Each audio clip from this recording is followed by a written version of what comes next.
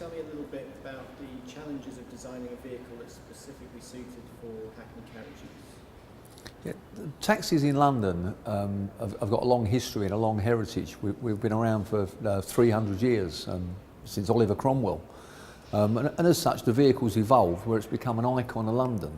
So to design a vehicle that can to fit that criteria and to become an icon, to design an icon, if you like, is not something that's easy. But to be fair to Nissan, they seem to have done it. But you mentioned the iconic design of the taxi. How important is that, do you think, to any vehicle that's going to become a Hackney carriage? London's unique. The taxi service in London is the oldest in the world.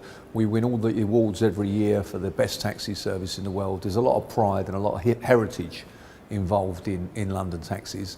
And for a manufacturer to want to get involved in that heritage and that history,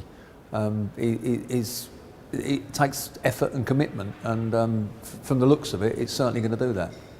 Why do you think the London taxi market is in fact the best in the world? The London taxi market, well, the London taxi driver is the best in the world, irrespective of what vehicle he drives. It's the knowledge of London, the commitment, the 3 years of training, minimum of 3 years of training that someone undergoes to become a taxi driver in London. And that's what makes it. It's pride in the job, it's pride in the badge, it's pride in the history, it's the knowledge of the city. And that's what makes it unique, it's the driver. What do you think are the current and maybe the future challenges for the London taxi market? The biggest challenges to the taxi trade in London, vehicle-wise, are going to be around emissions and pollutants. London has a major air quality problem at present, largely caused by the dieselisation of the car fleet. But the Mayor and central government are looking at reducing it, and they're looking at public transport, taxi and buses, in order to clean the air up. What we need for the future, we need a clean, preferably zero emissions vehicle. So onto the design of the Hackney carriage, what do taxi drivers look for in the design? And what taxi drivers want is very straightforward. They want a reliable vehicle, they want a vehicle that looks like a taxi, and they want a vehicle that's comfortable to drive. On top of that, we've then got the requirements for the passenger. We need it to be good disability access, easy in and out, capacity to carry a bit of luggage. It's quite straightforward really. We want it to drive all day, every day and not go wrong. What are your first impressions of the redesigned Nissan vehicle? Yeah, I'm actually very impressed with the redesign of it. The front has been made to look like a taxi. If you look back down the ages, for the last 100 years that we've had motor taxis, it looks exactly like it should. It's got the large higher light.